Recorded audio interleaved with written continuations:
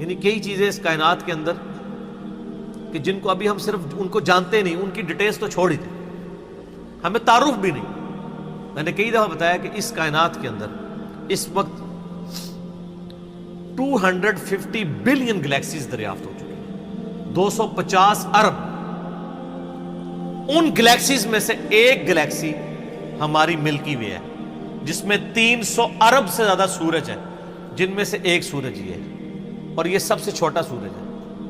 اس طرح کے 300 ارب سورج ہیں، اور 1 ارب اتنا بڑا فگر ہے کہ اگر کوئی شخص 24 گھنٹے گنتی گنتا رہے نا، 25 سے 30 سال چاہیے 1 ارب گنتی گننے کے لیے، 24 گھنٹے اور کوئی کام نہ کرے۔ آپ 86,400 سیکنڈ، ہر سیکنڈ میں 1 دفعہ بھی گنے تو آپ 1 لاکھ کی بھی گنتی پوری نہیں کر سکتے، اور 25-30 سال تک گنتے رہے تو 1 ارب ہے۔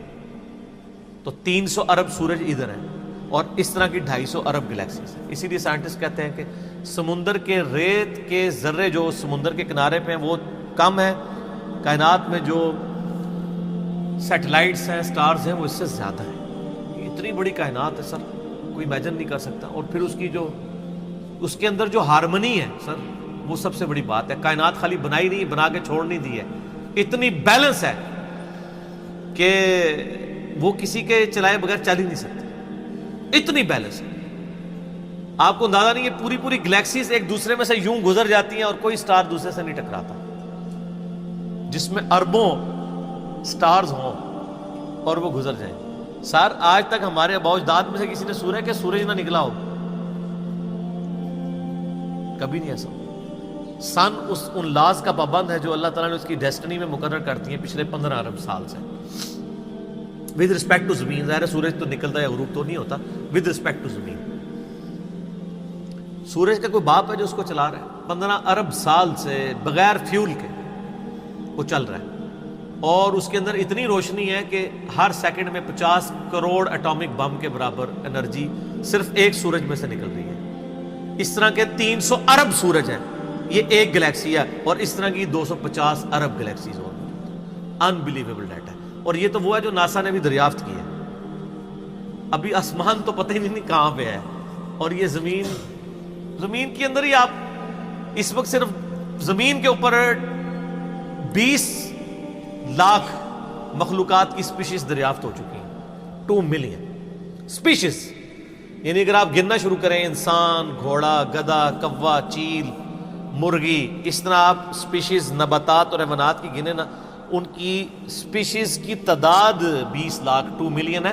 پھر ایک سپیشیز وہ آگے پھر بلینز میں، انسان ہی 7-8 ارب ہے۔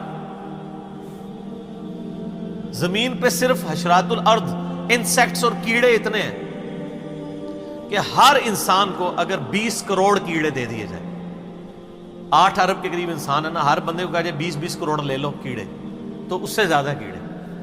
وہ تو صرف کیڑے کی بات ہو رہی ہے سر، تو یہ تو نہ ختم ہونے والا ڈیٹا ہے، اس پہ بہت بولا جا سکتا ہے۔ فی الحال ہم اس پہ ہی واپس آتے ہیں کہ آئنسٹائن کی جو ایک تھیوری تھی وہ آج پریکٹیکلی سامنے آ گئی ہے۔ کاش آئنسٹائن کوئی حافظہ اللہ ہوتا یا رحمہ اللہ ہوتا تو ہم بھی خوش ہو رہے ہوتے۔ خیر، ہم یعنی ان کی جو خدمات ہیں وہ تو ان کو تو اپریشیٹ کرتے ہیں، کوئی شک نہیں ہے۔ والی ان چیزوں سے ہمیں یہ بھی پتہ چل گیا کہ علم غیب کسی کے پاس نہیں ہوتا، اللہ تعالیٰ ایکوائرڈ نالج کے ذریعے کسی کو علم دے دے، ورنہ یہ ساری ڈسکوریز جو آج کل کی ماڈرن ایج میں ہیں، پرانی ایج میں تو مسلمانوں نے بھی کچھ کی ہیں، لیکن ماڈرن ایج میں مسلمانوں کی کوئی دور دور تک کنٹریبیوشن ان چیزوں میں نظر نہیں آتی ہے۔ تو اس کا تعلق مسلمان یا کافر ہونے سے نہیں ہے، ایفرٹ کے ساتھ۔